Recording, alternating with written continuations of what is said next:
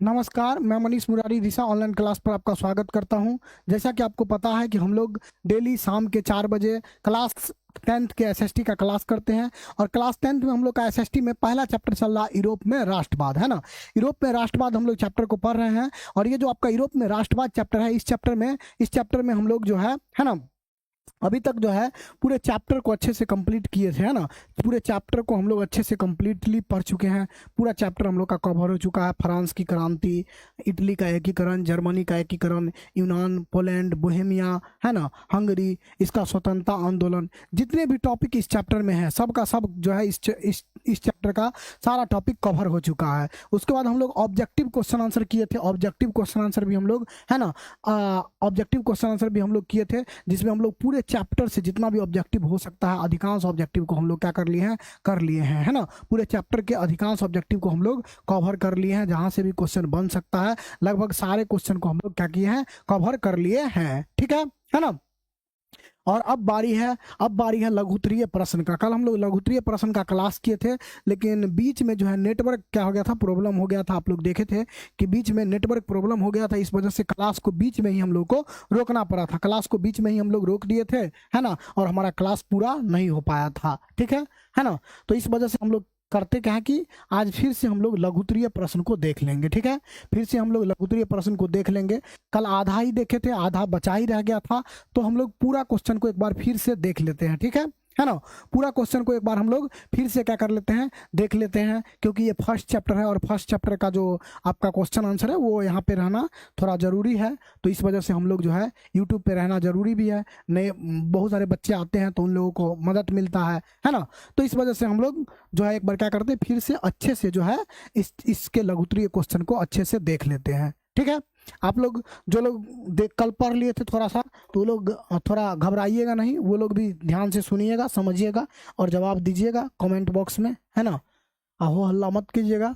पढ़ाते हम लोग बिहार बोर्ड मैट्रिक परीक्षा 2026 के लिए हम लोग पढ़ रहे हैं। इतिहास विषय आपका है, चैप्टर नंबर 1 है। और यूरोप में राष्ट्रवाद क्या है, यूरोप में राष्ट्रवाद आपका चैप्टर है। इस पूरे चैप्टर को हम लोग अच्छे तरीका से सारा चैप्टर को कवर कर चुके हैं। ठीक है, पूरे चैप्टर को हम लोग अच्छे तरीका से क्या कर चुके हैं, कवर कर चुके हैं। अब हम लोग जो है क्या करने वाले हैं, अब हम लोग इसका, है ना, उसके बाद हम लोग चैप्टर को कॉन्सेप्ट अच्छे से पढ़ने के बाद हम लोग इसका ऑब्जेक्टिव भी कर लिए। पूरे चैप्टर के कॉन्सेप्ट को हम लोग अच्छे से पढ़े हैं, है ना। उसके बाद हम लोग ऑब्जेक्टिव क्वेश्चन भी इसका कर चुके हैं, है ना। ऑब्जेक्टिव क्वेश्चन के बाद इसका आज हम लोग का सब्जेक्टिव क्वेश्चन का बारी है। क्या है, सब्जेक्टिव क्वेश्चन का बारी है। ठीक है ना। तो अभी हम लोग जो है इसके सब्जेक्टिव क्वेश्चन को करने वाले हैं, है ना। इसी चैप्टर के अभी हम लोग क्या करने वाले हैं, सब्जेक्टिव क्वेश्चन को भी करने वाले हैं। चलें, तो सब्जेक्टिव में पहले हम लोग जो है लघुत्तरीय क्वेश्चन देखेंगे। क्या देखेंगे, लघुत्तरीय क्वेश्चन पहले हम लोग देखेंगे और फिर हम लोग जो है ना, दीर्घोत्तरीय क्वेश्चन को देखेंगे। ठीक है, तो एक बार जल्दी से सभी लोग क्लास को लाइक करके और शेयर कर दीजिए। फिर हम लोग जल्दी क्लास को स्टार्ट करेंगे, है ना। जल्दी क्लास को क्या करेंगे, स्टार्ट करेंगे, है ना। और फिर जो है हम लोग क्या करेंगे, जल्दी क्लास को स्टार्ट करके और हम लोग सारे चीज़ को अच्छे से पढ़ेंगे। तो एक बार जल्दी से सब लोग क्लास को लाइक करके और सब लोग क्लास को शेयर कर दीजिए। तो ठीक है,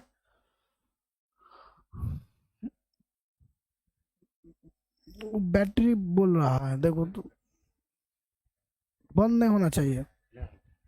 चलिए, हम लोग देखने वाले हैं कि आप इस क्लास को ड्रीम 450 बैच के माध्यम से देख रहे हैं, जो कि बिहार बोर्ड 10th के बच्चों के लिए है ना। इसमें आपका ऑल सब्जेक्ट का पढ़ाई मात्र 749 रुपये में पूरे साल भर के लिए होता है। ठीक है, अब हम लोग लघुत्तरीय प्रश्न को देखने वाले हैं। लघुत्तरीय प्रश्न जो है इस चैप्टर से, ये जो चैप्टर है इस चैप्टर से सिर्फ 4 लघुत्तरीय प्रश्न जो है इतिहास में आपके एग्जाम में आया है। यहाँ से कितना क्वेश्चन आया है, तो यहाँ से जो है 4 क्वेश्चन इस साल 2025 के एग्जाम में यहाँ से 4 क्वेश्चन पूछे गए हैं। फर्स्ट शिफ्ट और सेकंड शिफ्ट दोनों मिला करके यहाँ से 4 क्वेश्चन पूछे गए हैं। और एक क्वेश्चन जो है कितने नंबर का होता है, लघुत्तरीय का 2 नंबर का, 2 नंबर वाला क्वेश्चन होता है ना, 2 नंबर वाला क्वेश्चन होता है। और यहाँ से आपका 4 क्वेश्चन जो है इस चैप्टर से 4 क्वेश्चन जो है आपके एग्जाम में पूछा गया है। यानी बहुत ही इंपॉर्टेंट ये क्या है, चैप्टर है, बहुत ही इंपॉर्टेंट ये चैप्टर है। पहला चैप्टर से ही ज्यादा क्वेश्चन आता है, ये बात जान लीजिए। एग्जामिनर जब बुक उल्टाता है क्वेश्चन सेट करने के लिए, तो सबसे ज्यादा क्वेश्चन कहाँ से देता है, पहला चैप्टर से ही दे देता है ना। तो इसीलिए हम लोग पहला चैप्टर को तो अच्छा से और पढ़ना जरूरी होता है। ठीक है, सारे विषय में, इतिहास में, भूगोल में, राजनीति में, अर्थशास्त्र में, हर जगह। चलिए, तो हम लोग क्वेश्चन नंबर कल कितना तक देख लिए थे? क्वेश्चन नंबर 1 से 10 तक हम लोग देख लिए थे और उसके बाद हम लोग का क्वेश्चन बचा हुआ था। लेकिन एक बार हम आपको बताएं कि कल हम लोग का क्लास जो है बंद हो गया था, तो इस वजह से हम लोग क्या करते हैं, एक बार फिर से, है ना, सारे क्वेश्चन को फिर से हम लोग देख लेते हैं। ठीक है, सारे क्वेश्चन को फिर से हम लोग देख लेते हैं। आप लोग सपोर्ट करिएगा, आप लोग देखिएगा। जो लोग पढ़ चुके हैं उन लोगों का रिवीजन होगा और जो लोग नए हैं तो उन लोग तो देखेंगे ही। ठीक है, चलिए तो स्टार्ट करते हैं। पहला क्वेश्चन है राष्ट्रवाद क्या है? पहला क्वेश्चन है राष्ट्रवाद क्या है? आपको हम बताए थे कि राष्ट्रवाद का मतलब क्या होता है? देश के प्रति प्रेम, है ना। राष्ट्रवाद का बाद का मतलब होता है प्रेम, है ना। किससे प्रेम? तो हम लोग को पता है देश से प्रेम, है ना। देश से प्रेम, है ना। देश से प्रेम को ही हम लोग क्या कहते हैं? राष्ट्रवाद कहते हैं। देश प्रेम को ही क्या कहा जाता है? राष्ट्रवाद कहा जाता है ना। तो राष्ट्रवाद देश के प्रति प्रेम की भावना को राष्ट्रवाद कहा जाता है। देश के प्रति प्रेम की भावना को हम लोग क्या कहते हैं? राष्ट्रवाद कहते हैं, है ना। अगर आपके मन में देश के प्रति प्रेम है, अगर आपके मन में देश के प्रति, है ना, प्रेम का फीलिंग है, प्यार का फीलिंग है, तो इसी को हम लोग क्या कहते हैं? राष्ट्रवाद के नाम से जानते हैं। ठीक है ना। हम लोग जानते हैं कि अभी हम लोग जो है, अभी हम लोग के मन में देश के प्रति बहुत ज्यादा प्रेम है, क्योंकि अभी आप लोग जान रहे हैं कि भारत और पाकिस्तान में जो है क्या हो रहा है? लड़ाई हो रहा है। भारत और पाकिस्तान में विवाद हो रहा है, लड़ाई हो रहा है। तो इस दौरान हम लोग क्या है? अपने देश के साथ खड़ा है। मतलब हम लोगों के मन में देश के प्रति क्या है? प्रेम भरा हुआ है ना। अभी हम लोगों के मन में देश के प्रति प्रेम भरा हुआ है। ठीक है, चलिए नेक्स्ट आपका है, एक और परिभाषा है, एक और आपका परिभाषा है। ये सब हम लोग अच्छे से डिटेल से अच्छे से हम लोग सारा चीज को पढ़ चुके हैं, है ना। नेक्स्ट आपका है कि राष्ट्रवाद क्या है? तो राष्ट्रवाद एक ऐसी भावना है। राष्ट्रवाद क्या है? एक फीलिंग है, एक भावना है, जो किसी विशेष भौगोलिक, सांस्कृतिक या सामाजिक परिवेश में, जो किसी विशेष भौगोलिक, सांस्कृतिक या सामाजिक परिवेश में, किसी भौगोलिक परिवेश या सांस्कृतिक परिवेश या सामाजिक परिवेश, इसके जगह आप समझ सकते हैं कि किसी देश में रहने वाले लोगों में एकता का वाहक बनती है। राष्ट्रवाद एक भावना है जो किसी देश में रहने वाले लोगों में क्या होती है? एकता का वाहक बनती है। तो राष्ट्रवाद एक भावना है जो पूरे देश के लोगों को क्या करती है? एक करती है। पूरे देश के लोगों को क्या करती है? एक करती है। उनमें एकता का भावना को भरती है, एकता के भावना को भरती है। ठीक है, तो आपको यह याद रखना है कि राष्ट्रवाद क्या है? राष्ट्रवाद एक ऐसी भावना है जो किसी देश में रहने वाले लोगों में एकता का वाहक बनती है ना। हम लोग देख रहे हैं कि भारत के लोग में अभी क्या है? एकता है। पूरे भारत के हिंदू, मुस्लिम, सिख, ईसाई सब क्या है? एक है ना। किसके खिलाफ? पाकिस्तान के खिलाफ, है ना। भारत में हर जाति के लोग, हर धर्म के लोग, हर पार्टी के लोग, है ना, चाहे बीजेपी हो चाहे कांग्रेस हो, सब क्या है? एक है। जब देश का बात आता है तो हम लोग क्या हो जाते हैं? एक हो जाते हैं। तो इसी को हम लोग क्या कहते हैं? राष्ट्रवाद कहते हैं। राष्ट्रवाद एक ऐसा भावना है जो क्या करता है? किसी देश में रहने वाले लोगों में एकता का वाहक बनती है ना। क्या करती है? एकता का वाहक बनती है। इतना आपको समझ में आ गया? बताइए। चले, राष्ट्रवाद क्या है समझ में आ गया। पहले भी हम लोग अच्छे से समझ चुके हैं, क्वेश्चन आंसर के रूप में उसी चीज को हम लोग देख रहे हैं, तो थोड़ा सा फास्ट में देखेंगे क्योंकि पहले आप लोग पढ़ चुके हैं। जो लोग नहीं पढ़ चुके हैं तो जरूर अच्छे से पढ़ सकते हैं, है ना, हमारे साथ जुड़ करके। ठीक है, ऐप में। नेक्स्ट आपका क्वेश्चन है मेटरनिक युग क्या है? आपको हम बताए थे मेटरनिक युग के बारे में, है ना। मेटरनिक युग के बारे में आपको हम बताए थे कि एक नेपोलियन था, एक क्या था? नेपोलियन, है ना। और नेपोलियन जो है फ्रांस में या पूरे कहें कि यूरोप में, नेपोलियन का फ्रांस में 1804 में ये क्या बनता है? राजा बनता है। और ये 1815 तक यहाँ पर रहता है ना, शासक रहता है फ्रांस में। तो 1804 से लेकर 1815 के काल को हम लोग क्या कहते हैं? 1804 से लेकर 1815 के काल को हम लोग नेपोलियन युग कहते हैं। क्या कहते हैं? नेपोलियन युग कहते हैं। नेपोलियन युग किसे कहते हैं? तो 1804 से लेकर 1815 तक के काल को हम लोग क्या कहते हैं? नेपोलियन युग कहते हैं। ठीक है ना। नेक्स्ट आपका क्वेश्चन है मेटरनिक युग, है ना। मेटरनिक युग, है ना। मेटरनिक युग, मेटरनिक युग क्या होता है? मेटरनिक युग क्या होता है? तो मेटरनिक युग को आपको पता रहना है कि मेटरनिक ऑस्ट्रिया का चांसलर था। मेटरनिक क्या था? ऑस्ट्रिया का चांसलर था। और ये 1815 से 1848 तक यूरोप के राजनीति में महत्वपूर्ण भूमिका निभाया। इसीलिए हम लोग 1815 से 1848 के काल को क्या कहते हैं? मेटरनिक युग के नाम से जानते हैं, है ना। मेटरनिक युग कब से कब तक के समय को कहा जाता है? 1815 से लेकर 1848 के काल को मेटरनिक युग के नाम से जाना जाता है। कोई दिक्कत? नहीं ना।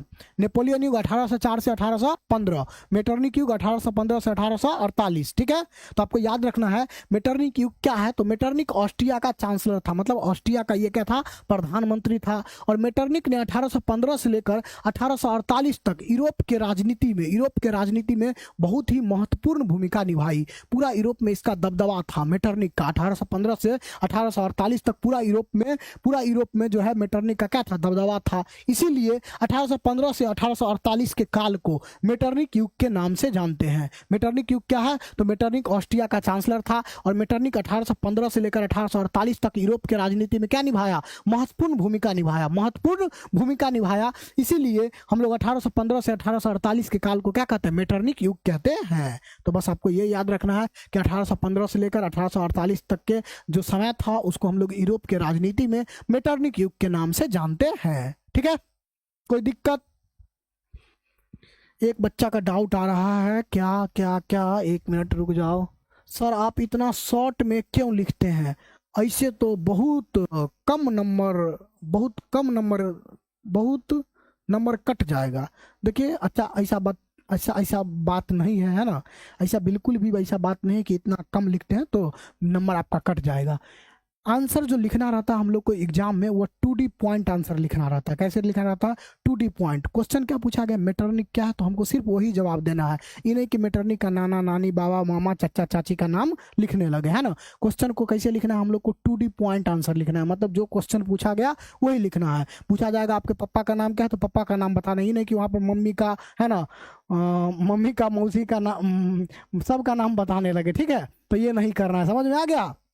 और ये बात आप बिल्कुल मत बोलिए कि मेरा नंबर कट जाएगा, क्योंकि आपको पता ही है कि यहाँ पर जो हम हर साल बच्चों को पढ़ाए हैं ना, ऑफलाइन में भी और ऑनलाइन में भी। ठीक है, ऑफलाइन में भी और ऑनलाइन में भी। और ऑफलाइन में भी बच्चे 99 तक नंबर लाए एसएसटी में, सिर्फ मेरा जो पढ़ाया था वही लिख करके। और ऑनलाइन में भी, है ना, ऑनलाइन में भी आप अभी से इंटरव्यू सुनते रहेंगे, है ना। और पहले भी आप लोग सुने होंगे, पहले वाले का भी, और अभी भी जो है आप बहुत सारा क्या सुनेंगे, बहुत सारा इंटरव्यू जो है सुनेंगे। और सब में देखेंगे कि एसएसटी में सिर्फ और सिर्फ दिशा ऑनलाइन क्लासेस से पढ़ा, और दिशा ऑनलाइन क्लासेस में जो पढ़ाया गया उसी को लिख करके आया। और 99 नंबर, 100 नंबर, 98 नंबर, 97 नंबर का ढेर ही लगा हुआ है, तो इसीलिए नंबर नहीं कटता है। ठीक है ना। अधिकांश बच्चे हैं वो एसएसटी फिर और सब सब्जेक्ट अलग पढ़ते भी हैं, लेकिन एसएसटी कहीं नहीं पढ़ते हैं, है ना। और सिर्फ यहीं से पढ़ करके और 99 नंबर तक लाते हैं, 98 नंबर, बहुत ढेर ही बच्चा है। ठीक है, तो इसीलिए आपको टेंशन नहीं लेना। 100 में 100 भी आया है ना, इस साल। चलो आगे देखते हैं हम लोग। तो इसीलिए आंसर कैसे लिखना है, 2D पॉइंट लिखना है। पूछा जाएगा जिसका नाम उसी का नाम लिखना है। समझ में आ गया? पप्पा का नाम पूछा जाए तो पप्पा का नाम ही लिखना है। ऐसा नहीं कि पप्पा के नाम के साथ साथ मम्मी के नाम को भी चिपका दे उसमें। समझ गए? तब दिक्कत हो सकता है। समझ में आ गया होगा आप लोग। चलिए आगे चलते हैं। नेक्स्ट क्वेश्चन है, वियना कांग्रेस का क्या उद्देश्य था? वियना कांग्रेस का क्या उद्देश्य था, यह पूछा जा रहा है कि वियना कांग्रेस का क्या उद्देश्य था, है ना। अब लास्ट में बात करेंगे, चलो सुनो चुपचाप। वियना कांग्रेस का क्या उद्देश्य था? हम लोग जानते हैं वियना कांग्रेस का आयोजन 1815 ईस्वी में, है ना, किया गया, ऑस्ट्रिया की राजधानी वियना में। वियना कांग्रेस का आयोजन 1815 ईस्वी में ऑस्ट्रिया की राजधानी वियना में किया गया। इसका अध्यक्षता मेटरनिक के द्वारा किया गया था। किसके द्वारा? मेटरनिक के द्वारा इसका अध्यक्षता किया गया था, है ना। वियना कांग्रेस का उद्देश्य क्या था? वियना कांग्रेस का उद्देश्य क्या था? वियना कांग्रेस का उद्देश्य था, है ना, वियना कांग्रेस का उद्देश्य था, ठीक है। वियना कांग्रेस का क्या उद्देश्य था? तो राजतंत्र को फिर से स्थापित करना, पुरातन व्यवस्था को, जो पुराना व्यवस्था था उसको फिर से क्या करना, स्थापित करना, यही वियना कांग्रेस का उद्देश्य था। ठीक है, तो बस आपको इतना याद रखना है कि 1815 में ऑस्ट्रिया की राजधानी वियना में एक सम्मेलन हुआ। इसी को हम लोग वियना सम्मेलन या वियना कांग्रेस के नाम से जानते हैं। वियना सम्मेलन का अध्यक्षता ऑस्ट्रिया के चांसलर मेटरनिक ने किया। और वियना कांग्रेस का उद्देश्य था गणतंत्र का विरोध करना और राजतंत्र का पुनः स्थापना करना, यानी पुरातन व्यवस्था को स्थापना करना वियना कांग्रेस का उद्देश्य था। पुराना व्यवस्था को क्या करना, स्थापना करना, जो है वियना कांग्रेस को क्या था, उद्देश्य था। गणतंत्र का विरोध करना, जो गणतंत्र था उसका विरोध करना, और राजतंत्र का क्या करना, राजतंत्र का स्थापना करना, यानी राजा का शासन का स्थापना करना, यही वियना कांग्रेस का क्या था, उद्देश्य था। यही वियना कांग्रेस का उद्देश्य था। ठीक है,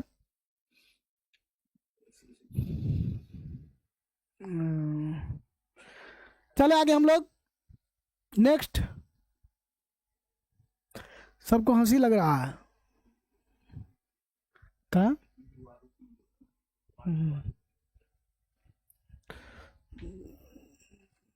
नेक्स्ट क्वेश्चन है कि वियना संधि द्वारा लाए गए मुख्य परिवर्तन क्या थे? वियना संधि 1815 ईस्वी में हुआ था। वियना संधि कब हुआ था? 1815 ईस्वी में हुआ था वियना में। इसका जो अध्यक्षता किया था कौन किया था? मेटरनिक किया था। तो पूछ रहा है कि वियना संधि के द्वारा लाया गया मुख्य परिवर्तन क्या था? वियना संधि के द्वारा क्या क्या किया गया है ना, वियना संधि के द्वारा क्या क्या किया गया ये आपसे पूछा जा रहा है। तो आपको हम बताए थे 1815 में जो वियना है ना, 1815 में जो वियना क्या हुआ था? संधि हुआ था है ना, उसके द्वारा क्या क्या किया गया? तो फ्रांस में फिर से राजतंत्र को स्थापित कर दिया गया। फ्रांस में क्या किया गया? फिर से जो है राजतंत्र को स्थापित कर दिया गया। फ्रांस में बुर्बो राजवंश के शासन को फिर से जो है क्या कर दिया गया? ला दिया गया है ना। दूसरा, इटली को छोटे छोटे टुकड़ों में बांट दिया गया। इटली को छोटे छोटे टुकड़ों में बांट दिया गया और जर्मनी जो है उसको भी छोटे छोटे टुकड़ों में बांट दिया गया। इतना आपको याद रहेगा है ना। क्या क्या किया गया? फ्रांस, ये वियना संधि के द्वारा क्या क्या किया गया? तो फ्रांस में राजतंत्र शासन को स्थापित किया गया है ना। फ्रांस में पुरातन व्यवस्था को स्थापित किया गया। इटली को टुकड़ों टुकड़ों में बांट दिया गया और जर्मनी को भी टुकड़ा टुकड़ा में बांट दिया गया। याद रहेगा। चलिए, कह रहा है कि वियना संधि के द्वारा मुख्य परिवर्तन निम्नलिखित हैं। पहला, फ्रांस में बुर्बो वंश का पूर्ण स्थापना करके लुई 18वां को राजा बना दिया गया। इटली को कई राज्यों में बांट दिया गया और जर्मनी को भी 39 भाग में बांट दिया गया और उस पर ऑस्ट्रिया का अधिकार हो गया है ना। जर्मनी को भी 39 भाग में बांट दिया गया और उस पर किसका अधिकार हो गया? ऑस्ट्रिया का अधिकार हो गया। तो याद रहेगा है ना। वियना संधि के द्वारा लाए गए मुख्य परिवर्तन क्या क्या था? ठीक है, वियना संधि के द्वारा लाए गया मुख्य परिवर्तन क्या क्या था? फ्रांस में क्या किया गया? राजतंत्र को ला दिया गया। इटली को टुकड़ा टुकड़ा में बांट दिया गया। जर्मनी को भी 39 भागों में बांट दिया गया है ना। नेक्स्ट आपका क्वेश्चन है, वियना कांग्रेस के दो उपलब्धि बताइए। वियना कांग्रेस का दो बात बताइए। अभी तुरंत हम 3 बात बता दिए हैं तो उसी को आप लिख दीजिएगा। वियना कांग्रेस का 2 बात क्या हो गया? एक तो फ्रांस में बुर्बो वंश के शासन को क्या कर दिया गया? पूर्ण स्थापित किया गया। फ्रांस में बुर्बो वंश के शासन को ला दिया गया है ना। और इटली और जर्मनी में क्या कर दिया गया? इटली और जर्मनी को टुकड़ा टुकड़ा में बांट दिया गया है ना। वियना कांग्रेस का उद्देश्य क्या था? तो गणतंत्र और प्रजातंत्र का क्या करना? विरोध करना और राजतंत्र का स्थापना करना। यही इसका क्या था? उद्देश्य था वियना कांग्रेस का। तो उसी बात को यहाँ पर आपको लिख देना है कि वियना कांग्रेस का उद्देश्य था फ्रांस में पुरातन व्यवस्था को स्थापना करना, इटली है ना गणतंत्र का विरोध करना, राजतंत्र का स्थापना करना है ना, इटली और जर्मनी को टुकड़ा टुकड़ा में बांटना। यही इसका क्या था? उद्देश्य था। ठीक है, यही इसका उपलब्धि था। नेक्स्ट आपका है, स्वर्णिम मध्यम वर्गीय नीति का अवलंबन किसने और क्यों किया? स्वर्णिम है ना, स्वर्णिम मध्यम वर्गीय नीति का अवलंबन किसने और क्यों किया? तो हम लोग देख रहे थे कि फ्रांस में 3 क्रांति हुआ था। एक हुआ था 1789 में, एक हुआ था 1830 में और एक हुआ था 1848 में। फ्रांस में 1789 के क्रांति के समय राजा कौन था? लुई 16वां। कौन था? लुई 16वां। 1830 में कौन था? चार्ल्स दसम। और 1848 में कौन था? Louis Philippe. 1848 में कौन था? Louis Philippe. याद है आप लोग को? 1848 का जब फ्रांस में क्रांति हो रहा था तो उस समय फ्रांस का राजा कौन था? Louis Philippe. कौन था ये? लुई फिलिप जो है राजा था। लुई फिलिप राजा था। और ये लुई फिलिप जो था, लुई फिलिप जो राजा था, यह जो है उदारवादी सोच का व्यक्ति था। लुई फिलिप क्या था? उदारवादी सोच का व्यक्ति था। लेकिन ये अपना प्रधानमंत्री बनाता है गीजो को। किसको बनाता है? गीजो को। और गीजो कैसा व्यक्ति था? तो गीजो जो है वह प्रतिक्रियावादी व्यक्ति था। गीजो कैसा व्यक्ति था? प्रतिक्रियावादी व्यक्ति था ना। लुई फिलिप उदारवादी व्यक्ति था और गीजो जो है वो क्या था? प्रतिक्रियावादी व्यक्ति था है ना। यानी लुई फिलिप सुधार होने देना चाहता था लेकिन गीजो जो है वो सुधार होने नहीं देना चाहता था है ना। यानी कि जो लुई फिलिप है वो क्या अपनाया? मध्यम वर्गीय नीति को अपनाया। यानी सब लोगों को साथ लेकर के चला है ना। सब लोगों को साथ लेकर के चला। जो लोग सुधार होने देना चाहते थे उनको भी और जो लोग सुधार होने नहीं देना चाहते थे उनको भी। ठीक है, तो यही बात आपको लिखना है कि स्वर्णिम मध्यम वर्गीय जो नीति है इसका अवलंबन किसके द्वारा किया गया? लुई फिलिप के द्वारा किया गया। क्यों? तो अपने विरोधी को खुश करने के लिए, जो उनके विरोधी थे उसको भी खुश करने के लिए ये जो है स्वर्णिम मध्यम वर्गीय नीति अपना लेता है। यानी उदारवादी सोच का ये खुद है और अपना प्रधानमंत्री किसको बना दिया? गीजो को, जो कि प्रतिक्रियावादी है ना। और दोनों विचार साथ चलेगा है ना। कह रहा लुई फिलिप एक उदारवादी शासक था, वो अपना प्रधानमंत्री गीजो को नियुक्त किया जो कि एक कट्टर प्रतिक्रियावादी था, है ना। यानी बोला हम तो उदारवाद के लोगों को अपने साथ लेके चलेंगे और तुम लेकर के चलो कट्टरवादी लोग, प्रतिक्रियावादी लोगों को अपने साथ, यानी सबको साथ लेकर के चलेंगे, कोई नाराज नहीं होगा, सब खुश रहेगा मेरे राज्य में, है ना। इसीलिए ये स्वर्णिम मध्यम वर्गीय नीति अपना लिया। ये मध्यम वर्गीय नीति क्यों अपनाया, बीच का रास्ता ये क्यों अपनाया, बोला कि उदारवादी लोग भी खुश रहेंगे और प्रतिक्रियावादी भी लोग खुश रहेंगे, तो उदारवादी बन गया राजा और प्रधानमंत्री बना दिया प्रतिक्रियावादी को, यानी दोनों का दोनों लोग क्या रहेगा, खुश रहेगा। इसीलिए ये मध्यम वर्गीय नीति को अपनाया, ठीक है। नेक्स्ट आपका है 1848 के फ्रांसीसी क्रांति के क्या कारण थे। हम लोग देखे थे 1848 में होता है फ्रांसीसी क्रांति, 3 क्रांति होता है, एक 1789 में, एक 1830 में, एक होता है 1848 में। तो यहाँ पर आपसे पूछा जा रहा है कि 1848 के फ्रांसीसी क्रांति का क्या कारण था, है ना। 1848 में जो फ्रांसीसी क्रांति हुआ इसका क्या कारण था। हम लोग को पता है कि 1848 में जब फ्रांसीसी क्रांति हुआ इस समय राजा कौन था, लुई फिलिप था। ये तो उदारवादी था, है ना, लेकिन ये अपना प्रधानमंत्री किसको बना लिया, गीजो को बना लिया, जो एकदम प्रतिक्रियावादी था। गीजो क्या था, प्रतिक्रियावादी था। गीजो के शासनकाल में क्या हुआ, गीजो के शासनकाल में कोई भी सुधार का काम नहीं हो रहा था, कोई भी सुधार का काम नहीं हो रहा था। कहाँ, फ्रांस में किसी प्रकार का सुधार का काम नहीं चल रहा था, है ना। गीजो के शासनकाल में किसी प्रकार का सुधार का काम नहीं हो रहा था। विदेश नीति क्या हो गया था, असफल हो गया था। विदेश नीति असफल हो गया था और गरीबी, महंगाई और बेरोजगारी, गरीबी, महंगाई, बेरोजगारी, भूखमरी बहुत अधिक बढ़ गया। इसी वजह से पूरा जो है फ्रांस में क्या होने लगा, गीजो का आलोचना होने लगा और वहाँ की जनता जो है 1848 में क्या कर दिया, फ्रांस में क्रांति कर दिया। क्या कर दिया, 1848 में वहाँ की जनता फ्रांस में क्रांति कर दिया, है ना। तो याद है आप लोगों को, बताइए, याद है 1848 के फ्रांसीसी क्रांति के कारण, बताइए। ये क्वेश्चन दीर्घ उत्तरीय में पूछ लिया जाता है, यानी आपके एग्जाम में दीर्घ उत्तरीय में ये क्वेश्चन अब पूछा जाता है। पहले लघु उत्तरीय में पूछा जाता था, अब दीर्घ उत्तरीय में ये क्वेश्चन को पूछा जाता है।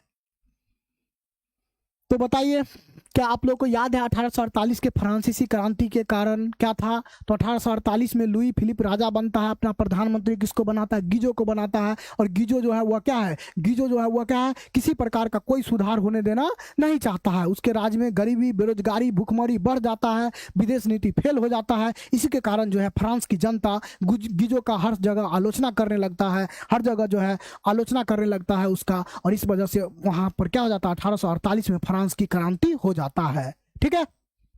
चलिए, तो यही बात यहाँ लिखा है कि लुई फिलिप ने गीजो को प्रधानमंत्री बना दिया, जो क्या था, प्रतिक्रियावादी था। गीजो एक प्रतिक्रियावादी था जो किसी तरह का सुधार के विरुद्ध था, वो कोई सुधार होने देना नहीं चाहता था। वह पूंजीपति वर्ग के लोगों को, अमीर लोगों को अपने साथ रखता था, है ना। गीजो, उसके पास कोई सुधार का कार्यक्रम नहीं था, है ना। उसके शासनकाल में क्या हो गया, विदेश नीति असफल हो गया, है ना। उसके शासनकाल में भूखमरी और बेरोजगारी बहुत अधिक बढ़ गया। इसी के वजह से गीजो का आलोचना होने लगा और इसी कारण 1848 में क्या होता है, फ्रांस में क्रांति होता है। इसी कारण 1848 में फ्रांस में क्रांति होता है, ठीक है।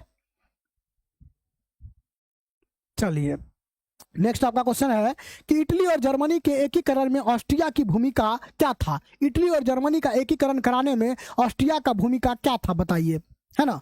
इटली और जर्मनी का एकीकरण कराने में ऑस्ट्रिया का भूमिका क्या था, आपको याद है, इटली और जर्मनी। अब हम लोग पहुंच रहे हैं कहाँ, इटली और जर्मनी में। तो इटली और जर्मनी के एकीकरण में ऑस्ट्रिया का क्या भूमिका था, ये आपसे पूछा जा रहा है। तो हम लोग को पता है कि इटली और जर्मनी का एक कौन नहीं होने देना चाहता था, ऑस्ट्रिया नहीं होने देना चाहता था। यानी इटली और जर्मनी के एकीकरण के विरुद्ध कौन था, ऑस्ट्रिया था, है ना। इटली और जर्मनी के एकीकरण के विरुद्ध कौन था, ऑस्ट्रिया था। ऑस्ट्रिया इटली और जर्मनी का एकीकरण नहीं होने देना चाहता था, है ना। ये जो है इटली और जर्मनी के एकीकरण का दुश्मन था, कौन, है ना, ऑस्ट्रिया। ऑस्ट्रिया जो है, मेटरनिक जो है, ऑस्ट्रिया का चांसलर मेटरनिक, वह इटली और जर्मनी के एकीकरण का क्या था, दुश्मन था। इटली और जर्मनी का एकीकरण नहीं होने देना चाहता था, ठीक है ना। चले अब देखते हैं इटली और जर्मनी में ऑस्ट्रिया का क्या क्या योगदान था। इटली में ऑस्ट्रिया क्या किया और जर्मनी में ऑस्ट्रिया क्या किया, ये हम लोगों को यहाँ पर लिखना है। तो हम लोग को पता है कि इटली, है ना, इटली में जो वेनेसिया और लोम्बार्डी दो राज था, वेनेसिया और लोम्बार्डी दो राज था, इस पर ऑस्ट्रिया कब्जा करके रखा था। इटली का दो जगह था, वेनेसिया और एक वेनेसिया और एक लोम्बार्डी, इस पर कौन कब्जा करके रखा था? ऑस्ट्रिया कब्जा करके रखा था, है ना। ऑस्ट्रिया कब्जा करके रखा था। मान लीजिए ये इटली है और इसके ऊपर कौन था? इसके ऊपर ऑस्ट्रिया था। तो ऑस्ट्रिया क्या कर लिया था कि इटली के दो राज पर कब्जा कर लिया था। पड़ोस में दो राज था, इस पर क्या कर लिया था? कब्जा कर लिया था, है ना।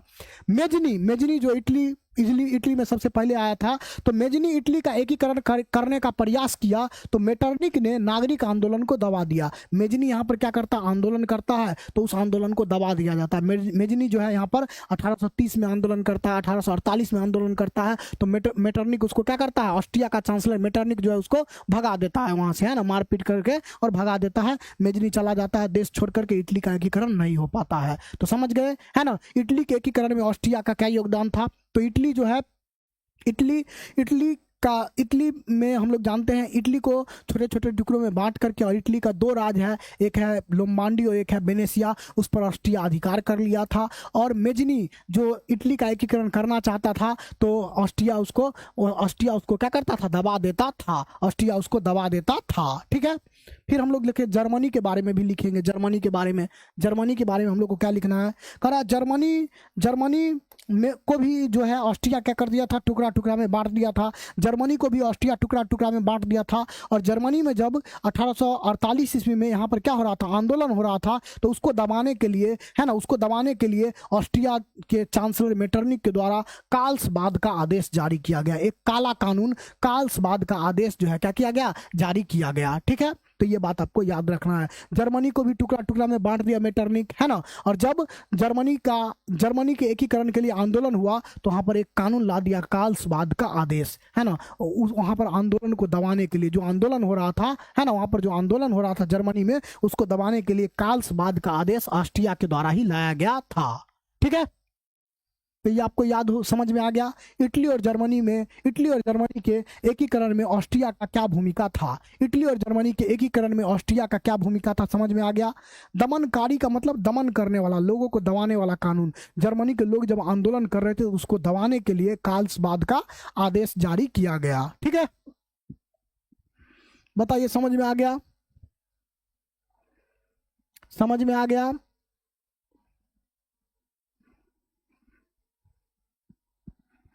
चलिए, नेक्स्ट आपका क्वेश्चन है कि यूरोप में राष्ट्रवाद को फैलाने में नेपोलियन बोनापार्ट किस तरह सहायक हुआ, है ना। यूरोप महादेश में राष्ट्रवाद को फैलाने में नेपोलियन बोनापार्ट किस तरह सहायक हुआ, ये आपको लिखना है। तो हम लोग जानते हैं, ये जो नेपोलियन है, ये कहाँ? फ्रांस का राजा था। और फ्रांस के राजा बनते ही नेपोलियन संहिता कानून लाया। क्या लाया? नेपोलियन संहिता कानून लाया, जिससे इसका नाम पूरा यूरोप में फैलने लगा, है ना। जनता के अच्छाई के लिए ये नेपोलियन संहिता कानून लाया था, जिससे इसका नाम पूरा यूरोप में क्या होने लगा? फैलने लगा। बाद में ये इटली भी जीतता है। बाद में इटली जाता है, तो इटली को 3 भागों में क्या कर देता है? बांट देता है। फिर जर्मनी में जाता है, तो जर्मनी को जो है जर्मनी में जर्मन राज्य संघ का क्या करता है? निर्माण करता है। तो इस तरीका से ये पूरा यूरोप में जो है, पूरा यूरोप के लोगों को जगाने का क्या किया? प्रयास किया। और इसके वजह से ही, है ना, इटली और जर्मनी का बाद में जाकर के क्या हुआ? एकीकरण भी हुआ। तो यही जो है नेपोलियन का योगदान है, हाँ, यूरोप में राष्ट्रवाद को फैलाने में, ठीक है। तो यूरोप में राष्ट्रवाद के फैलाने में नेपोलियन बोनापार्ट किस तरह सहायक हुआ? तो आपको लिखना है कि फ्रांस में नेपोलियन 1804 में शासक बनता है। उसके बाद नेपोलियन क्या करता है? वहां पर नेपोलियन संहिता कानून लाता है ना। उससे जो है पूरा यूरोप की जनता जो है, पूरा यूरोप का जनता नेपोलियन के प्रति जो है क्या हो जाता है? मतलब खुश हो जाता है नेपोलियन से, ठीक है, कि इतना अच्छा कानून लाया जनता के लिए, ठीक है। उसके बाद क्या होता है? नेपोलियन इटली जाता है। इटली जाने के बाद नेपोलियन पूरे इटली को 3 भागों में बांट देता है। तो इटली का एकीकरण का रास्ता वहीं से खुल जाता है। फिर जर्मनी जाता है, तो वहां पर जर्मन राज्य संघ का निर्माण करता है। तो इस तरीका से इटली और जर्मनी जो है ना, उसको जो है नेपोलियन क्या कर दिया? पूरे दुनिया में उसके नाम को फैलाने का काम किया। और इसी वजह से बाद में जाकर क्या होता है? इटली और जर्मनी का एकीकरण होता है, ठीक है। तो इसी बात को आपको लिखना है कि यूरोप में राष्ट्रवाद को फैलाने में, है ना, नेपोलियन के आक्रमण का महत्वपूर्ण योगदान है। इटली के विजय के बाद, इटली को जीतने के बाद नेपोलियन द्वारा इटली को 3 गणराज्य में बांट दिया गया। 1806 में नेपोलियन जर्मनी में जर्मन राइन राज्य संघ का निर्माण किया।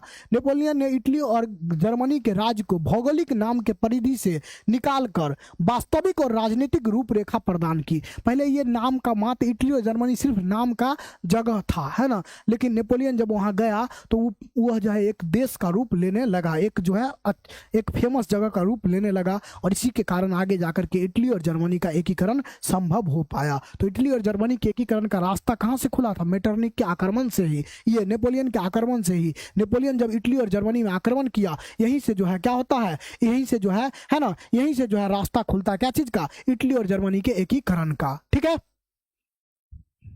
चले नेक्स्ट आपका है, नेक्स्ट क्वेश्चन आपका है मेजनी कौन था? बस हो गया।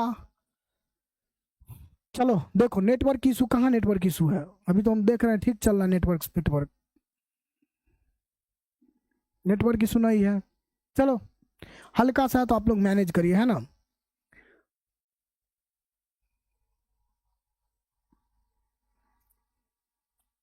गर्मी का मौसम है, लाइट का प्रॉब्लम रहता है, नेटवर्क का प्रॉब्लम रहता है, क्या करिएगा, मैनेज करिए आप लोग।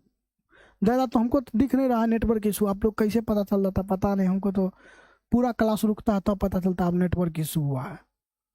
अभी तो आप क्लास चलिए रहा है, कोई दिक्कत तो है नहीं।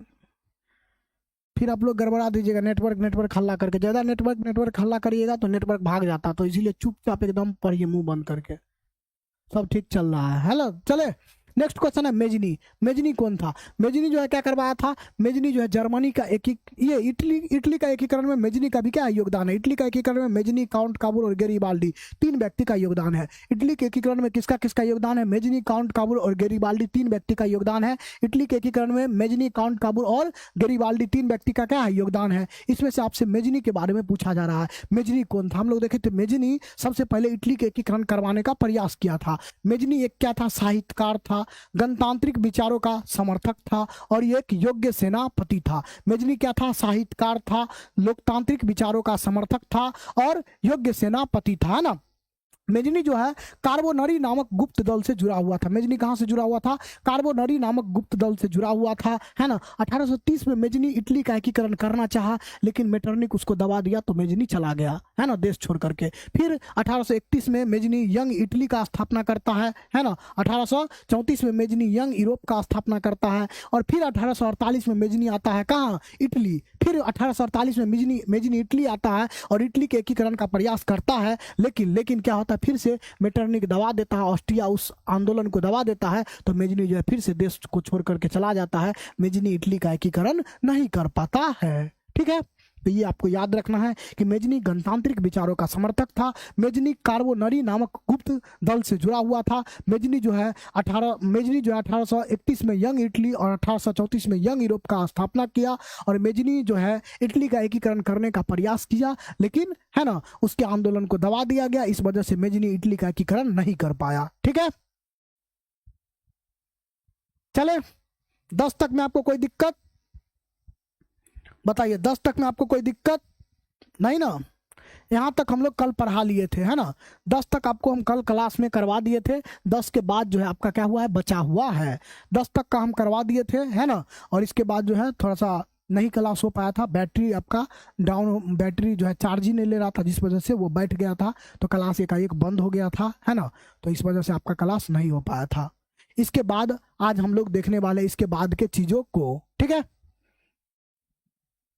चलिए 11 क्वेश्चन नंबर 11 है, गेरिबाल्डी के कार्यों का चर्चा करें। गेरिबाल्डी के कार्यों का चर्चा करें। गेरिबाल्डी भी इटली के एकीकरण का में इसका भी क्या योगदान है? इटली के एकीकरण में 3 व्यक्ति का योगदान है, मेजनी, काउंट काबुल और गेरिबाल्डी। मेजनी क्या किया? मेजनी जो है इटली के एकीकरण का प्रयास करना चाहा, लेकिन कर नहीं पाया, है ना। उसके बाद आता है काउंट काबुल। काउंट काबुल क्या करता है? उत्तरी और मध्य इटली का एकीकरण करता है। काउंट काबुल उत्तरी और मध्य इटली का एकीकरण करता है। और ये जो गेरिबाल्डी था ये दक्षिणी इटली का एकीकरण किया था। कौन सा इटली का? याद रखना है, दक्षिणी इटली, है ना। सिसिली और नेपल्स 2 राज्य था, उसका जो उसको जो है जीत यही जीता था। कौन? सिसिली और नेपल्स, दो राज्य था, दक्षिणी इटली का दो राज्य था, सिसिली और नेपल्स, है ना, उसको ये जीता था कौन? गेरिबाल्डी। और जीत करके किसको दे दिया था? काउंट काबूर को दे दिया था। तो इस तरीका से गेरिबाल्डी दक्षिणी इटली को जीत करके और काउंट काबूर को दिया था। इसी वजह से क्या हो पाया? इटली का एकीकरण हो पाया। ठीक है, याद है?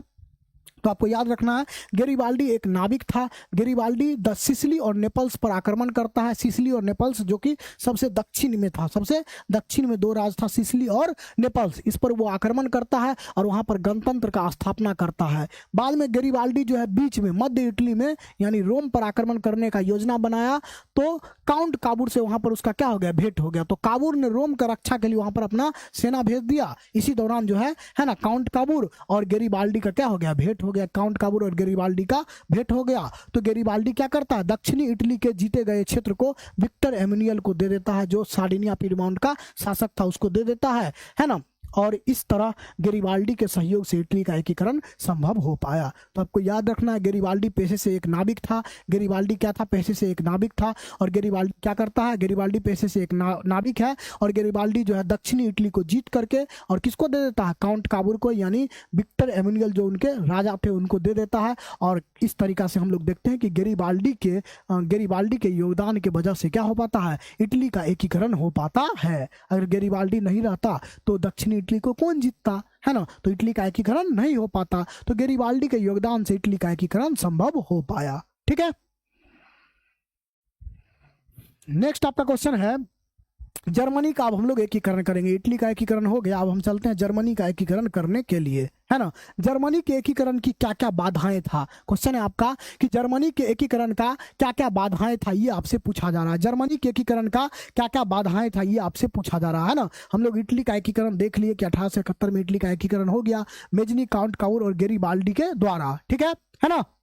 अब हम लोग देखते हैं जर्मनी के एकीकरण के बारे में। जर्मनी के एकीकरण का क्या क्या बाधा था, इसको हम लोग क्या करते हैं? देखते हैं, इसको हम लोग समझते हैं। करें?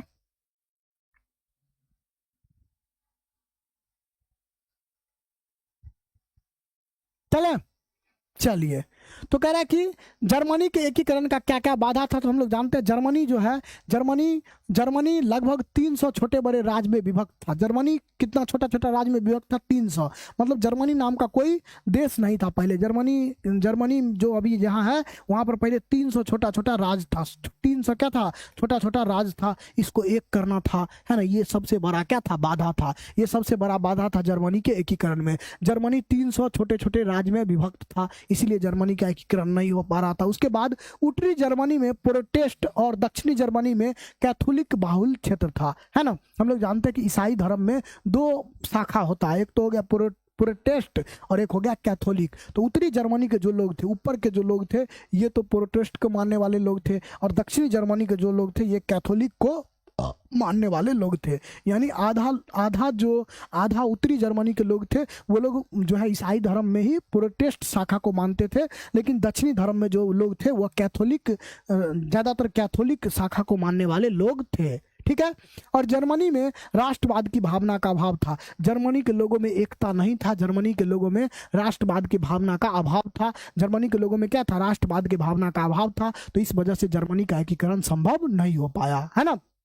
तो आपको याद रखना है जर्मनी का एकीकरण में क्या क्या बाधा था। तो जर्मनी 300 छोटे छोटे राज्य में बटा हुआ था। जर्मनी क्या था? 300 छोटे छोटे राज्य में बटा हुआ था। उत्तरी जर्मनी में कैथोलिक, उत्तरी जर्मनी में प्रोटेस्ट और दक्षिणी जर्मनी में कैथोलिक का संख्या अधिक था, और जर्मनी के लोगों में एकता का भावना नहीं था। तो यही जो है जर्मनी के एकीकरण का क्या था? जर्मनी के एकीकरण में ये सब क्या था? बाधा था। ठीक है। फिर देखते हैं हम लोग कैसे होता है। करा जालवेरिन का गठन क्यों किया गया? इस साल पूछा गया क्वेश्चन है कि जालवेरिन का गठन क्यों किया गया, है ना। क्वेश्चन बीच से निकाल के पूछता है, बुक के बीच से निकाल करके, है ना। तो पूरा बुक अगर आप नहीं पढ़ेंगे, पूरे कॉन्सेप्ट को, है ना, अच्छे से नहीं पढ़ेंगे तो आपका क्वेश्चन नहीं बनने वाला। ये सब क्वेश्चन आप देखेंगे 2025 में जो क्वेश्चन पूछा गया है, सब का सब कहाँ से पूछा गया? किताब के बीच से निकाल के। अब किताब से बीच वाला क्वेश्चन कौन बनाएगा? जो बच्चा पूरा सिलेबस को पढ़ रहा है, फुल कोर्स में अच्छे से पढ़ रहा है, वही बनाएगा, है ना। वो चाहेगा कि क्रैश कोर्स से पढ़ के बना ले तो नहीं बनेगा, बनेगा? नहीं बनेगा, क्योंकि पूरा आपको एकदम पढ़ना पड़ेगा, बुक जैसे पढ़ाते हैं ना क्लास में, एक एक चीज को ऐसे, तब जाके आपका क्या होगा, तब जाके आपका सारा क्वेश्चन बनेगा। तो 2025 में जितने भी क्वेश्चन पूछे गए थे सब इसी टाइप के थे, एकदम किताब के बीच से निकाल करके और क्वेश्चन बना दिया उसको। ठीक है, बाहुल्य का मतलब बहुत, संख्या उसका क्या था, ज्यादा था। ठीक है, चलो आगे चले। कह रहा है जालबेरिन का गठन क्यों हुआ? तो हम लोग जानते हैं जालबेरिन क्या है, ये जर्मनी के व्यापारियों का एक संगठन था। जालबेरिन जर्मनी के व्यापारियों का एक संगठन था। इसका गठन क्यों किया गया था? तो जर्मनी के व्यापारियों को एक करने के लिए जालबेरिन का गठन किया गया था। जालबेरिन क्या था? जर्मनी के व्यापारियों का एक संगठन था। और इसका गठन क्यों किया गया था? तो इसका गठन जो है ना, इसका गठन जो है क्या क्यों किया गया था? तो इसका गठन जर्मनी के व्यापारियों को एक करने के लिए किया गया था। ठीक है, तो आपको याद रखना है कि 1804 में जर्मनी के व्यापारियों ने आर्थिक व्यापारिक समानता यानी पूरे व्यापारी वर्ग में समानता लाने के लिए परसा के नेतृत्व में, परसा जो जर्मनी का सबसे शक्तिशाली राज था, उसके नेतृत्व में जालबेरिन नामक एक आर्थिक संघ बनाया। तो जालबेरिन का गठन 1834 में जर्मनी के व्यापारियों के द्वारा किया गया था, है ना। जालबेरिन ने क्षेत्रीय आदत को कुचल कर और राष्ट्रवादी प्रवृत्तियों को बढ़ावा दिया। जालबेरिन क्या कर रहा था? छोटे छोटे जो व्यापारी थे सबको एक कर दिया, मतलब पूरे जर्मनी के व्यापारी को क्या कर दिया? एक कर दिया, यानी उनमें राष्ट्रवाद के भावना को बढ़ावा दिया, राष्ट्रवादी प्रवृत्ति को बढ़ावा दिया। तो जर्मनी के पूरा व्यापारी क्या हुए? एक हुए। जर्मनी के पूरा व्यापारी एक हुए। इससे क्या होता है कि इससे जो है जर्मनी के व्यापारी में राष्ट्रवाद का भावना जन्म लेता है। ठीक है, तो आपको याद रखना है कि 1834 में, है ना, जर्मनी के व्यापारियों को में व्यापारिक समानता लाने के लिए जालबेरिन का गठन किया गया। जालबेरिन क्या करता है? सब जो छोटा छोटा भाग में बटा हुआ था, अलग अलग राज्य का अलग अलग व्यापारी था, उसको एक करने का काम किया, यानी व्यापारियों में एकता लाया, व्यापारियों में राष्ट्रवाद की भावना को लाने का काम किया जालबेरिन। ठीक है ना, समझ गए। नेक्स्ट आपका क्वेश्चन है कि विलियम एक के बगैर जर्मनी का एकीकरण बिस्मार्क के लिए असंभव था, कैसे? अब विलियम प्रथम के बिना जर्मनी का एकीकरण बिस्मार्क नहीं कर पाता, कैसे? ये आपसे पूछा जा रहा है ना। विलियम प्रथम जो यहाँ का क्या था? राजा था। ये क्या था? राजा था। और ये क्या था? बिस्मार्क क्या था? प्रधानमंत्री था। बिस्मार्क क्या था? यहाँ का चांसलर था, प्रधानमंत्री था। तो पूछा जा रहा है कि विलियम प्रथम के बिना बिस्मार्क जो है जर्मनी का एकीकरण नहीं कर पाता, कैसे? ये आपको बताना है। हम लोग को पता है कि बिस्मार्क जो है जर्मनी का एकीकरण किया, लेकिन राजा उसका कौन था? विलियम प्रथम उसका राजा था, और उसका प्रधानमंत्री कौन था? बिस्मार्क उसका प्रधानमंत्री था। तो आपसे पूछ रहा है अगर विलियम प्रथम नहीं होता तो बिस्मार्क जो है जर्मनी का एकीकरण नहीं करता, कैसे? है ना। तो विलियम प्रथम ही तो बिस्मार्क को तो राजा प्रधानमंत्री बनाया ना। अगर विलियम प्रथम नहीं होता तो उसको प्रधानमंत्री कौन बनाता? बिस्मार्क को प्रधानमंत्री कोई नहीं बनाता, और फिर जो है जर्मनी का एकीकरण नहीं हो पाता, है ना। एकदम सिंपल है। ठीक है, तो आपको याद रखना है कि विलियम प्रथम जानता था कि ऑस्ट्रिया और फ्रांस को हराए बिना जर्मनी का एकीकरण नहीं होगा। विलियम प्रथम को पता था कि हमारा दुश्मन कौन है? जर्मनी का दुश्मन कौन है? ऑस्ट्रिया और फ्रांस। एक तरफ फ्रांस और दूसरी तरफ ऑस्ट्रिया, ये दोनों हमारा दुश्मन है। ये दोनों को बिना हराए जो है जर्मनी का एकीकरण नहीं हो पाएगा। तो इसीलिए जर्मनी का एकीकरण करने के लिए विलियम ने बिस्मार्क को अपना चांसलर बना दिया। बिस्मार्क को क्या बनाया? अपना चांसलर बनाया। विलियम अगर बिस्मार्क को अपना चांसलर नहीं बनाता, विलियम अगर बिस्मार्क को अपना चांसलर नहीं बनाता तो जर्मनी का एकीकरण नहीं हो पाता। सिंपल सा बात है ना। विलियम प्रथम ही तो दुनिया के सामने बिस्मार्क को लाया। विलियम प्रथम जो है इसको मौका दिया, बिस्मार्क को मौका दिया, है ना, जर्मनी का एकीकरण करने के लिए। अगर विलियम प्रथम बिस्मार्क को चांसलर नहीं बनाता, अपना प्रधानमंत्री नहीं बनाता, तो बिस्मार्क कैसे करता जर्मनी का एकीकरण? ठीक है, नहीं कर पाता, है ना। समझ गए।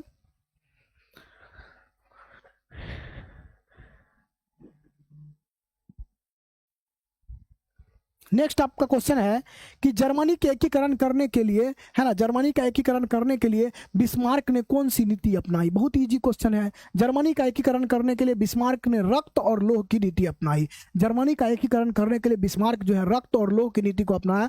रक्त और लोह की नीति का मतलब क्या हो गया कि हमको युद्ध करना पड़ेगा तो युद्ध करेंगे, युद्ध करना पड़ेगा तो युद्ध करेंगे, लेकिन जर्मनी का एकीकरण करके रहेंगे, है ना। ये इसका कहना था। किसका? है ना, बिस्मार्क का कहना था कि रक्त और लोह की नीति को अपनाया जाएगा, जितना खून बहेगा, जितना युद्ध लड़ना होगा लड़ेंगे, लेकिन जर्मनी का एकीकरण करके रहेंगे, है ना। और ये डेनमार्क से युद्ध करता है, फ्रांस से करता है, ऑस्ट्रिया से करता है, और लास्ट में जर्मनी का एकीकरण कर देता है कौन? बिस्मार्क। तो जर्मनी के एकीकरण के लिए बिस्मार्क ने रक्त एवं लोह की नीति को अपनाया। बिस्मार्क का मानना था कि बिना सेना का जर्मनी का एकीकरण नहीं हो सकता है, इसलिए उसने, है ना, बिना युद्ध का, जर्मनी का मानना था कि बिना युद्ध का, यहां पर आप याद रखिएगा कि यहां पर हो जाएगा बिना युद्ध का, बिना युद्ध के जर्मनी का एकीकरण नहीं संभव नहीं है, इसीलिए वो डेनमार्क, ऑस्ट्रिया और फ्रांस के साथ क्या करता है? युद्ध करता है ना। तो जर्मनी के एकीकरण करने के लिए बिस्मार्क ने रक्त और लोह का नीति अपनाया। बिस्मार्क को पता था कि बिना युद्ध का जर्मनी का एकीकरण नहीं हो पाएगा, इसलिए जो है जर्मनी ये क्या करता है? बिस्मार्क जो है डेनमार्क, ऑस्ट्रेलिया और फ्रांस के साथ क्या करता है? युद्ध करता है। उसके बाद जर्मनी का एकीकरण हो जाता है 1871 ईस्वी में। ठीक है, चलिए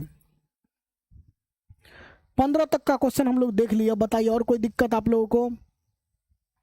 ये 15 क्वेश्चन आपका था, बहुत इंपॉर्टेंट चैप्टर है, यहाँ पर क्वेश्चन का संख्या क्या था? ज्यादा था। तो बताइए 15 तक में आप लोग को कोई दिक्कत? कितना आप लोगों का 15 में आप लोग का कितना हो गया? एक बार जल्दी से बता दीजिए 15 में आप लोगों का कितना हो गया, है ना। 15 में से आप लोग का कितना हो गया, एक बार जल्दी से बता दीजिए। ठीक है,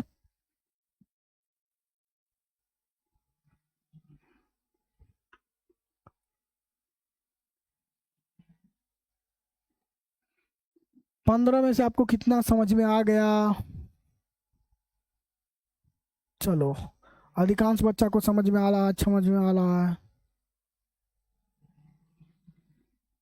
चले,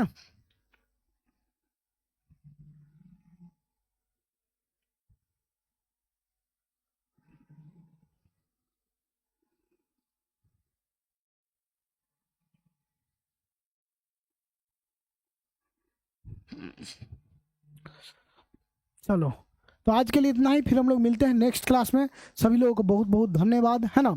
सभी लोग क्लास को एक बार लाइक कर दीजिएगा और शेयर कर दीजिएगा, है ना। ये पहला क्लास है तो अधिक से अधिक बच्चों तक पहुंचना चाहिए, तो आप सब लोग अधिक से अधिक बच्चों तक पहुंचाने का प्रयास करिएगा, है ना। आपके जो भी दोस्त होंगे स्कूल के, कोचिंग के, गांव के, सब तक जो है इस क्लास को पहुंचाइएगा, है ना। चाहे वो ऑफलाइन पढ़ते हो या फिर खुद से पढ़ते हो सेल्फ स्टडी, या फिर यहाँ से पढ़ते, आप लोग तो यहाँ से पढ़ते ही हैं, तो उन लोगों तक भी ये क्लास को पहुंचाइए ताकि वो लोग भी क्वेश्चन आंसर देखें और समझे, है ना। और अपना जो है अच्छा नंबर लेकर के आए। ठीक है, चलिए जो नए बच्चे हैं वो अगर पूरा कोर्स हमारे साथ जुड़ करके पढ़ना चाहते हैं तो ड्रीम 450 बैच में जुड़ करके पढ़ सकते हैं। यहाँ पर हम लोग क्या करते हैं, टॉपिक वाइज एकदम एक एक करके सारे पूरे चैप्टर को हम लोग अच्छे से पढ़ते हैं और उसके बाद उसका क्वेश्चन आंसर करते हैं। ठीक है, तो अगर आप लोग पूरे अच्छे तरीका से पढ़ना चाहते हैं तो ड्रीम 450 बैच में ज्वाइन कर सकते हैं। पूरे चैप्टर को हम लोग 7 क्लास में पढ़े हैं। जो लोग भी नहीं पढ़े हैं उसको अच्छे से अगर पढ़ना है तो आप इस बैच में ज्वाइन करके पढ़ सकते हैं। ठीक है ना। ये वही बैच है जहाँ से हर वर्ष, है ना, टॉपर निकलते हैं, अनगिनत टॉपर निकलते हैं, है ना। इस साल भी रैंक 1 पे 2 स्टूडेंट, साक्षी कुमारी आप देख पा रहे होंगे, एसएसटी में 99, एसएसटी में 99 नंबर, एसएसटी में कितना नंबर है?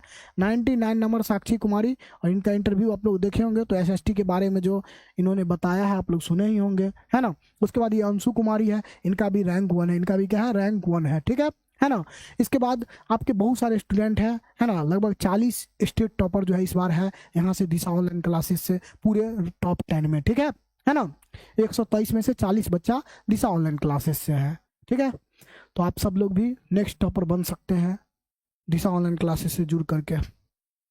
12th का क्लास क्यों नहीं हो रहा है? देखिए थोड़ा सा ना स्टूडियो वगैरह सेटअप हो रहा है, जैसे यहाँ से ना थोड़ा जहाँ पर हम लोग का चल रहा था वहाँ से थोड़ा अलग स्टूडियो बन रहा है, तो इस वजह से यहाँ से स्टूडियो वगैरह खुल गया है।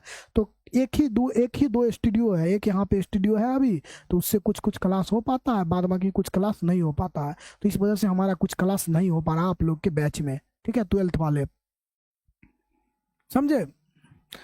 तो आप लोग घबराइए नहीं, जल्दी स्टूडियो सेटअप हो जाता है न्यू वाला, तो फिर हम लोग जो है क्या करेंगे, फिर हम लोग अच्छे से फिर सारा क्लास को कंटिन्यू करेंगे, है ना।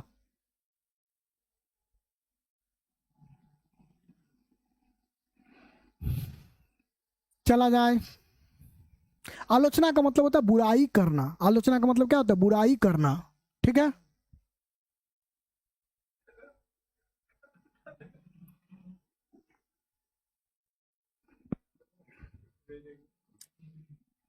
चले,